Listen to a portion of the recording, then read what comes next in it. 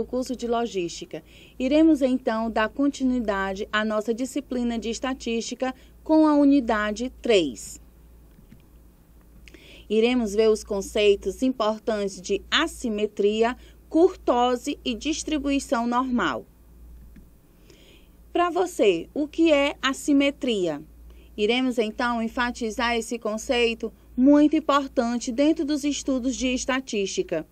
Assimetria, que também pode ser denominada de medida de enviesamento, indicam o grau de deformação de uma curva de frequência. Já a curtose é o grau de deformação, que é a assimetria, e o grau de achatamento ou afilamento, curtose, da curva de frequência dos histogramas. Iremos, então, verificar 3 medidas de assimetria. Iremos, então, começar as medidas de assimetria. A primeira medida de assimetria é também chamada de simétrica ou padrão. Quando a curva tem um formato de sino, ela é bem simétrica em relação ao eixo, que é determinado pela média. Já a segunda medida de assimetria é uma curva chamada assimétrica à direita ou positiva, pois, como podemos observar, ela tem uma cauda à esquerda, de acordo com a apostila disponível na plataforma Apostila do professor Marcos Antônio Barbosa, na página 128. A terceira medida de assimetria é denominada de curva à esquerda ou negativa. Ela tem uma cauda no sentido da direita. A partir de agora, nós iremos ver o coeficiente de assimetria. Para verificar se uma curva é simétrica ou assimétrica, positiva ou negativa, não precisamos ficar desenhando o polígono. Fazemos uso, do ensino da matemática, dos cálculos matemáticos, utilizando equações que determinam qual o formato da curva. Essas equações algébricas utilizam medidas de tendência central e de dispersão para determinar o chamado coeficiente de assimetria. Então, nós iremos precisar de todos aqueles cálculos de média, de mediana e da variância e do desvio padrão.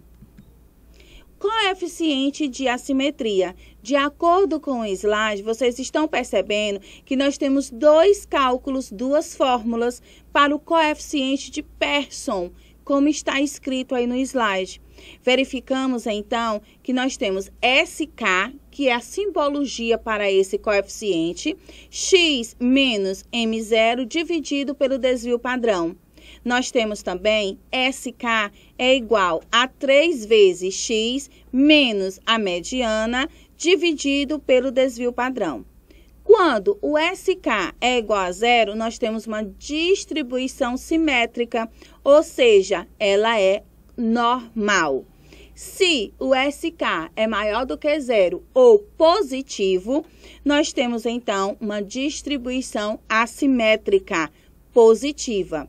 Porém, se tivermos um SK menor do que 0 ou uma distribuição negativa com valores negativos menores do que 0, a distribuição é dita assimétrica negativa.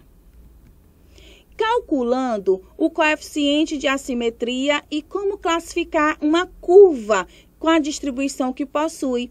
Esse é o slide que apresenta um exemplo com x igual a 6, MD igual a 6 e o DP, que é o desvio padrão, igual a 1.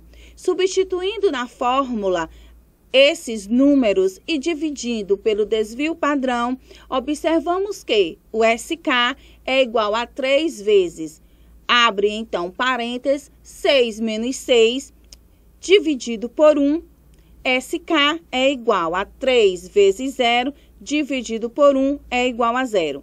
Logo, a curva é normal, ou seja, simétrica e tem um formato abaixo. X é igual a ME, que é igual a M0. Figura 19.5, curva simétrica. Medida de curtose. Com a medida assimétrica, podemos determinar a medida de curtose por uma fórmula que está aí no slide. Você observa que existem alguns valores. Quando este K for igual a 0,263, nós teremos uma distribuição normal. Se esse K for menor do que 0,263, nós teremos uma distribuição alongada. Quando o K for maior do que 0,263, nós temos uma distribuição achatada. Verifique então no slide quais são os nomes dados a cada distribuição específica. E então, chegamos ao conceito de curva da normal. Distribuição normal. A distribuição normal de probabilidade é uma distribuição de comportamento normal, com probabilidade contínua, que é simétrica. A curva que representa a distribuição normal de probabilidade é descrita e tendo o formato de um sino. Também é conhecida como curva de Gauss. Aí você vê o slide apresentando a distribuição normal. Distribuição da normal.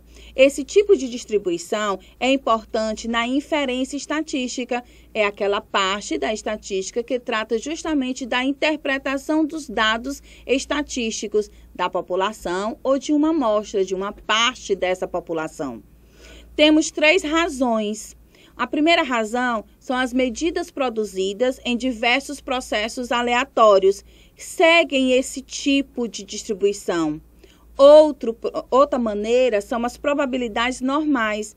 Podem ser usadas frequentemente com aproximação de outras distribuições. Pode ser binomial ou de Poisson. As distribuições amostrais de estatísticas, como a média, frequentemente segue a distribuição normal. Ela independe da distribuição da população. E aí, você vê as referências, mais uma vez, nos slides. Você pode também acompanhar todo esse conteúdo na apostila que está na plataforma de acesso a todos os alunos do curso de Logística. E, mais uma vez, eu deixo o meu e-mail para algum contato, alguma dúvida. renatarezendeifp@gmail.com. Estou disponível para vocês, qualquer dúvida. Só peço que vocês vejam todos os exemplos, tanto dos slides como da apostila que está disponível para vocês. Obrigada e até mais.